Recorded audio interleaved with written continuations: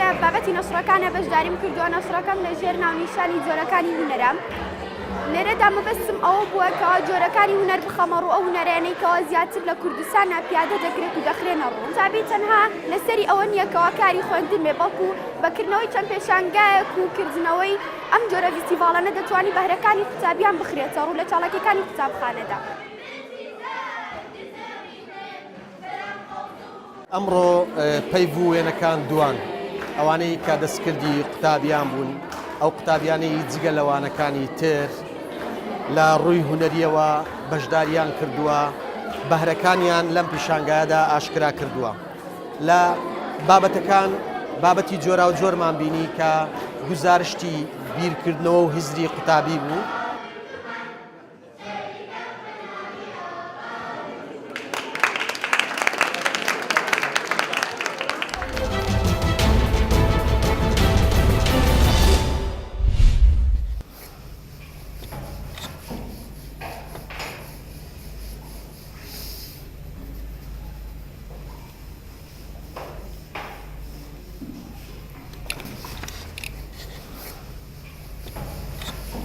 Biz burada üniversiteye hazırlık ve hobi amaçlı kurslarımızı vermekteyiz. Şu an haftada 3 gün kursumuz var. Cuma, cumartesi, pazar günleri. Öğrenciler sabah saat 10'da geliyorlar, akşam 5'e kadar buradalar. Yani yaklaşık olarak 15 tane öğrencimiz var. Hepsi kara kalem temel desen eğitimi alıyorlar.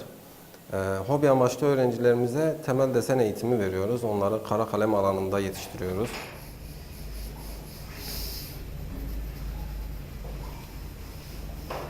Sanatsal açıdan ülkemizde bence sanata pek değer verilmiyor. Mesela eskiden resim dersleri 2 saat zorunlu olmasına rağmen şu anda onu alıp 1 saate indirdiler, zorunlu yaptılar. Ondan sonra ise resim dersini kalkıp tek bir derse indirip seçmeli hale getirdiler. Yani bu da aslında öğrencilerin okulda şeydir. Yani resim dersleri bir nevi onlara hobi gibi gelir ama bunu kısıtlamaya çalışıyorlar.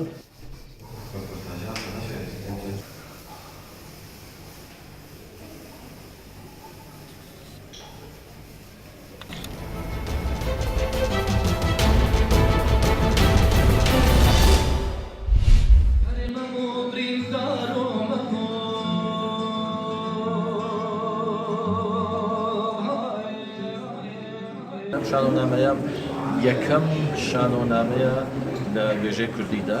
ئێمە هیوادارین کە بەڕێوەچوونی ڕێوەسمی جێژنی سەدەمین ساڵیادی نووسینی یەکەم شانۆنامەی کوردی ببێتە هەندێکی تر بۆ گرنگایەتی و بایەخی زۆر و بەرچاوی ژانری شانۆنامە لە وێژەی کوردیدا.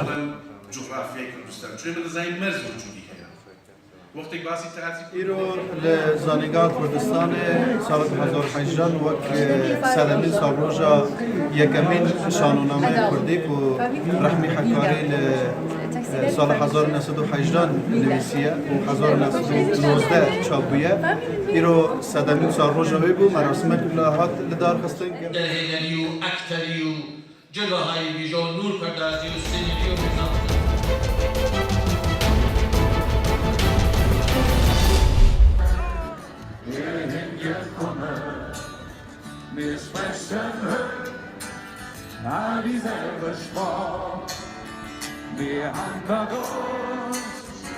Walter von Lomm demonstriere hier für Europa, für ein gesamtes Europa und nicht, dass die einzelnen Länder wieder auseinanderbrechen und die Einheit gefährden. Wir können nur als Gesamteuropa existieren, ohne Grenzen, ohne dass sich Einzelne da abtrennen.